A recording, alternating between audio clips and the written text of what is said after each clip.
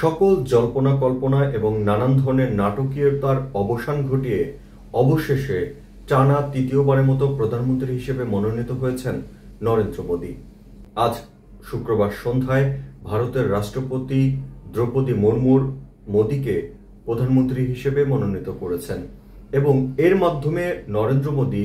টানা তৃতীয়বারের প্রধানমন্ত্রী হিসেবে মনোনীত হতে যাচ্ছেন এবং যার মাধ্যমে তিনি একটি ইতিহাসও গড়লেন। এবং সেই বিষয়টি একটু পরে আলোচনা করি, তবে তার আগে আমরা একটু জানতে চাই যে নরেন্দ্র মোদী যে কিভাবে এই এনডিএ জোট নরেন্দ্র মোদীকে মনোনীত করলেন। তবে ভারতের রাষ্ট্রপতি দ্রৌপদী মুর্মুর নরেন্দ্র মোদীকে প্রধানমন্ত্রী হিসেবে মনোনীত করার আগে এনডিএ যে জোট রয়েছে বিজেপির নেতৃত্বাধীন, সেই জোটের যারা লোকসভায় নির্বাচিত হয়ে যে সংসদ সদস্যরা নির্বাচিত হয়েছেন তারা একটি সভা করে, বৈঠক করে এবং সেই বৈঠকে নরেন্দ্র মোদীকে তারা পূর্ণ সমর্থন দিয়ে আস্থা রেখে তাকে কিন্তু বিজেপির পক্ষ থেকে এবং যে এনডিএ জোট রয়েছে সেই এনডিএ জোটের অন্যান্য জোটের শরিকরা তারা নরেন্দ্র মোদীকে তাদের জোটের প্রধান হিসেবে নির্বাচিত করে এবং তারা সমর্থন জানায় এবং সেই সমর্থন নিয়ে তারা রাষ্ট্রপতি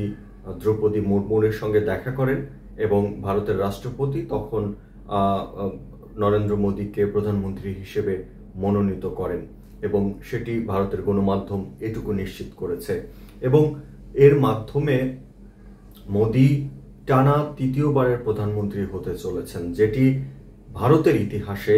এর আগে একজন মাত্র প্রধানমন্ত্রী কিন্তু টানা তৃতীয় মেয়াদে প্রধানমন্ত্রী নির্বাচিত হয়েছিলেন। তিনি হলেন ভারতের প্রথম প্রধানমন্ত্রী পণ্ডিত জওহরলাল নেহেরু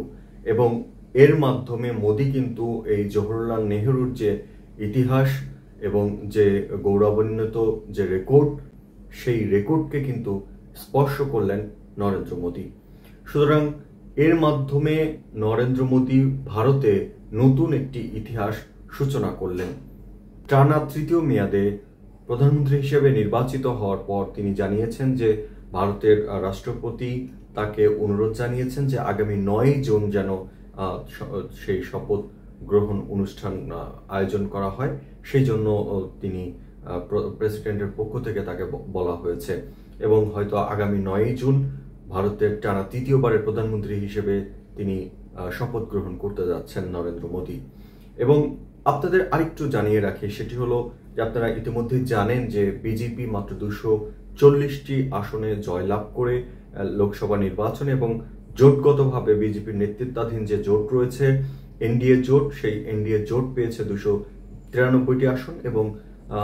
এই বিজেপির যে বিরোধী শক্তি রয়েছে কংগ্রেসের নেতৃত্বাধীন যে ইন্ডিয়ান জোট রয়েছে তারা কিন্তু পেয়েছে 234টি আসন। সুতরাং বলা হচ্ছে যে এবার কিন্তু নরেন্দ্র মোদী প্রধানমন্ত্রী হিসেবে নির্বাচিত হলেও বা প্রধানমন্ত্রী সে নির্বাচিত হওয়ার পর তার যে শরিক জোট রয়েছে নীতিশ এবং নাইডুর মতো যে অভিজ্ঞ রাজনীতিবিদরা তার জোটে রয়েছেন, তাদের আসলে ঘোলটা যদি পাল্টে যায় তাহলে কিন্তু হিতে বিপরীত হতে পারে এবং নরেন্দ্র মোদীর আগামী দিনের চ্যালেঞ্জ হচ্ছে সে কিভাবে সরকার পরিচালনা করবে এবং ঘোর বিরোধিতা করার জন্য এদিকে যেমন বিজেপি বিরোধী যে শক্তিটি রয়েছে কংগ্রেস, সেই কংগ্রেসের নেতৃবৃন্দ এবং বিশেষ করে রাহুল গান্ধী যেভাবে প্রস্তুত রয়েছেন, সুতরাং বোঝাই যাচ্ছে যে খুব একটা সহজ হবে না নরেন্দ্র মোদীর জন্য আগামী সরকার পরিচালনা করার জন্য। তারপরেও আমাদের অপেক্ষা করতে হবে আসলে কি মন্ত্রিসভা তিনি উপহার দেন ভারতবাসীকে। আমাদের অপেক্ষা করতে হবে যে তার মন্ত্রিসভায় কে কে থাকছেন সেটি দেখার উপরে এবং তারপরে হয়তো আমরা বুঝতে পারবো যে আসলে কি ধরনের পদক্ষেপ তিনি নিতে যাচ্ছেন এবং ভারতের যে 64 কোটি মানুষ লোকসভা নির্বাচনে ভোট দিয়েছে এবং যে ভোটের ম্যান্ডেট নিয়ে মোদী নির্বাচিত হয়েছে বিজেপি থেকে এবং বিজেপি বা এনডিএ জোট যে ম্যান্ডেট মানুষের দোরগোড়ায় নিয়ে গেছে সেই ম্যান্ডেটের কতটুকু পূরণ করতে পারে সেটি দেখার বিষয়। বন্ধুরা, অন্য কোনো ভিডিওতে অন্য কোনো বিষয় নিয়ে আবার আলোচনায় আসবো আপনাদের সঙ্গে। সেই পর্যন্ত আপনারা সবাই ভালো থাকবেন, সুস্থ থাকবেন। ধন্যবাদ সবাইকে।